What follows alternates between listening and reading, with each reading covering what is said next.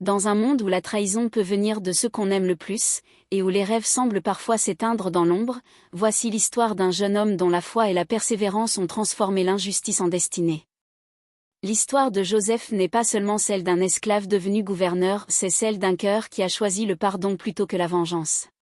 Joseph était le fils préféré de Jacob, son père. Il portait une tunique multicolore, symbole d'amour et de distinction. Mais cette faveur attisa la jalousie de ses frères. Un jour, alors qu'ils venaient les rejoindre dans les champs, ils le saisirent, le jetèrent dans une citerne, puis le vendirent à des marchands en route vers l'Égypte. À leur père, ils firent croire que Joseph avait été dévoré par une bête sauvage. En Égypte, Joseph fut vendu comme esclave à Potiphar, un officier du Pharaon. Grâce à son intelligence et son intégrité, il gagna la confiance de son maître. Mais la femme de Potiphar, frustrée par le refus de Joseph à ses avances, l'accusa faussement.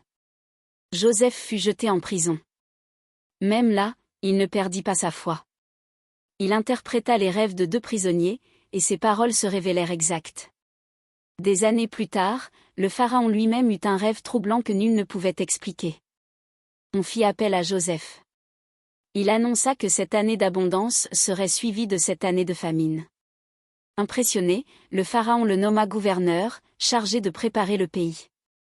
Lorsque la famine frappa, les frères de Joseph vinrent en Égypte pour acheter du blé. Ils ne le reconnurent pas. Joseph les testa, les observa, puis, incapable de retenir ses larmes, se révéla à eux. Ils furent terrifiés, pensant qu'il se vengerait. Mais Joseph leur dit, « Vous aviez voulu me faire du mal, mais Dieu a transformé cela en bien. » Il les embrassa, les pardonna, et fit venir toute sa famille en Égypte, où ils vécurent en paix. La leçon de cette histoire est profonde. Même lorsque tout semble perdu, même quand ceux qui devraient nous protéger nous trahissent, il est possible de rester fidèle à ses valeurs. Joseph n'a pas laissé l'amertume le détruire. Il a choisi la voie du pardon, et c'est cette force intérieure qui a fait de lui un instrument de salut pour des milliers de vies. Dans chaque épreuve, il y a une graine de destinée. Encore faut-il avoir le courage de la laisser germer.